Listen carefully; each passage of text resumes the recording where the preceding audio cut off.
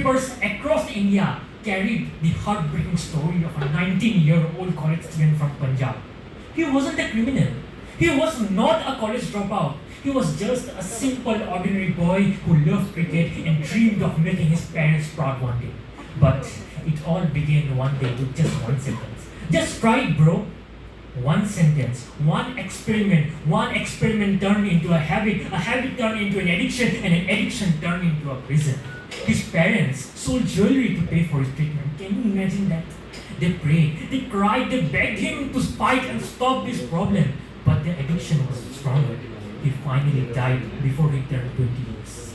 Just after that, when he died before he turned 20 years, but as soon as the doors of the ambulance closed, his mother whispered, I gave birth to him once, but drugs made me watch him die 1,000 times. Greetings everyone present over here. Today I make my stand in front of you all to speak a few words on the topic, the role of youth in eradicating drug menace. Today I stand here not just to talk about this crisis, but to send a clear-cut message. My dear friends, this drug addiction is not just a health crisis, it's a direct war against our future generation. Let us look at the raw facts. According to the United Nations Office on Drugs and Crimes, around 296 million people worldwide, which is almost equal to twice the population of entire Russia, which is roughly 1 in every 17 individuals, that too at the age of 15 to 64, uses drugs. And what is more disheartening is that young people are more in numbers and their usage levels are significantly higher than our previous generation. This is our condition. But here comes another question, that why youth? Why we youth have to take the responsibility of drug crisis? This is because we are compatible enough for this. We are the one who have to fight against this because we are uniquely designed for this. Because if we want, then who else will?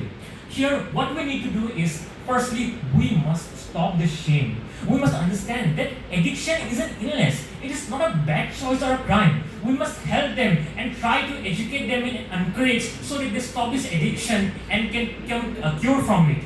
Secondly, we must transform peer pressure into peer protection. Saying no to drug is not a weakness. It is rather the ultimate sign of